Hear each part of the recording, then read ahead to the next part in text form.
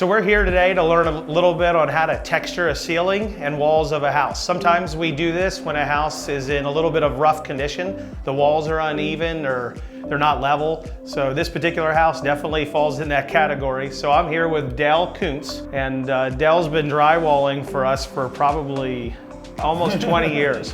Dale's the best texture guy I know. He can texture any wall, any ceiling, anytime. One of the things that I learned from Dale's dad here is texturing lights around ceilings, and we're going to do that. Right? We're going to learn how to do that right here on this particular ceiling.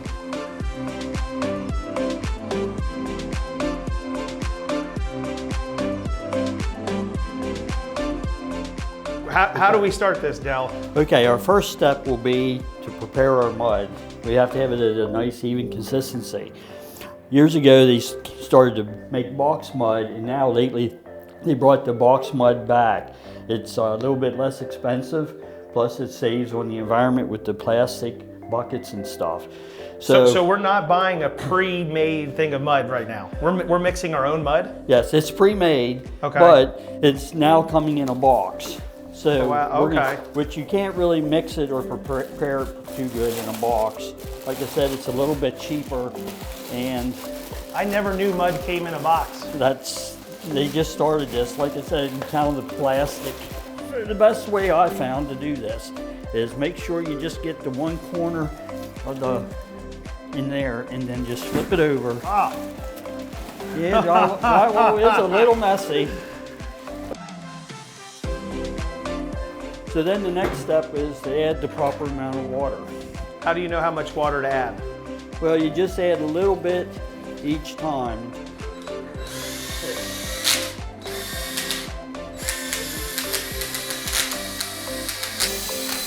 I mean, this is pretty common for any drywall job if you're finishing it, you know, smooth or whatever. Could I mix it up a little bit? Sure. Okay. The drill slipping out a little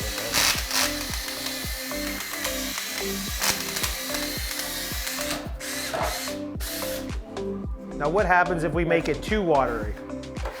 Well, do you have to add more mud? No, that usually does not work too much because it takes a lot of mud. I mean, we only put like a cupful or so for 5 gallon Okay. buckets, So you just don't do that. Yes, you don't want to overmix it. Okay. Mud. What we want to do is we want to make up a couple of different patterns, okay, so that the owner or whatever, a lot of the patterns depend on your type of house. You get the rustic look. Okay.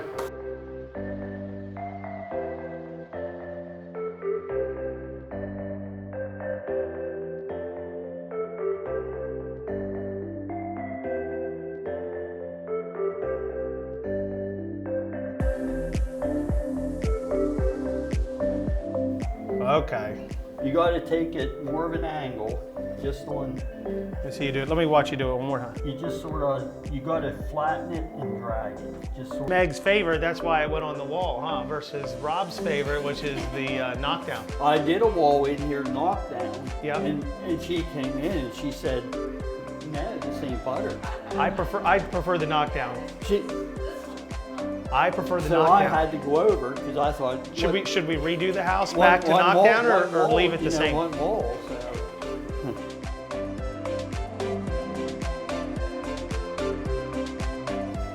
So let's get started. Okay, so we are texturing around a potential light, if there were a light, right? Yes. This is a decorative design for a ceiling, right? Yes. Okay, and we're gonna leave it here. We're not gonna mess it up when we're done, right? No, we're gonna leave it. What I like to do is we cut it into 3 parts, so you have a 2-inch, a 4-inch, and a 6-inch brush out of this, so that you can make different size swirls on the ceiling. Okay. And it gives it more of that 3D effect. So this might make America's Funniest videos, since somebody's gonna fall.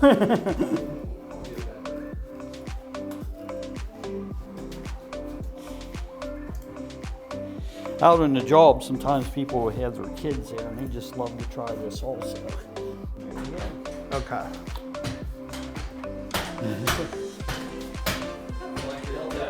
See?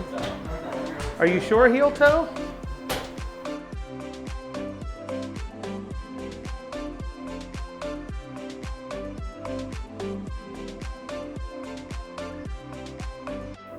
just going to go around this way. And that'll give us a nice groove. Okay, now we're ready for our next ring. Usually we go out around whatever size fan that people usually put up to match the fan blades.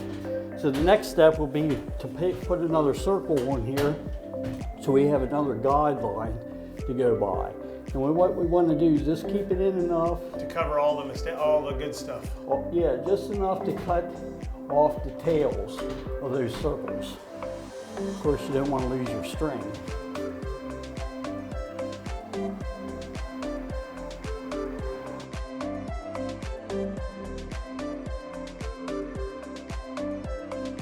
So the box costs $9 roughly right now? Yes. Okay. Way prices change. Even when it came in the buckets before, you always had to add water, didn't you? Yes. Okay. The box doesn't seem to be too bad. I mean, with drywall, each process, you mix your mud accordingly. Taping, it has to be a little bit thinner. The second coat's usually a little thicker. Okay. Carrying the box is a little more tricky than carrying a bucket, though. In there, I know you're going to have to get. Oh my God! Here's a pan if you need a pan to wipe it off with. What in the world? Is it covered in mud? I mean, that's my trademark. I never wash my tools; they get rusty. So I just kind of grab it lightly coming out, huh? Yep, the same as you did on your pattern. Oh, I did too hard. If I mess up, I could just kind of say it's a bad sealing anyway, and it's not really my fault. That never worked for me.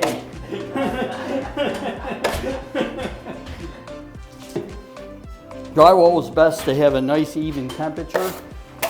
No less than 65 until it has to dry uniform, and then it might crack. If it goes from one extreme to the other, you can't go from 0 to 80 degrees in a house, because you'll just be more or less starting over. And there you go, you can feel. Nice. And there you have a medallion on your ceiling. It represents the old-time plaster look from maybe 100 years ago, and what a difference in that ceiling. Love it. I like the knockdown too.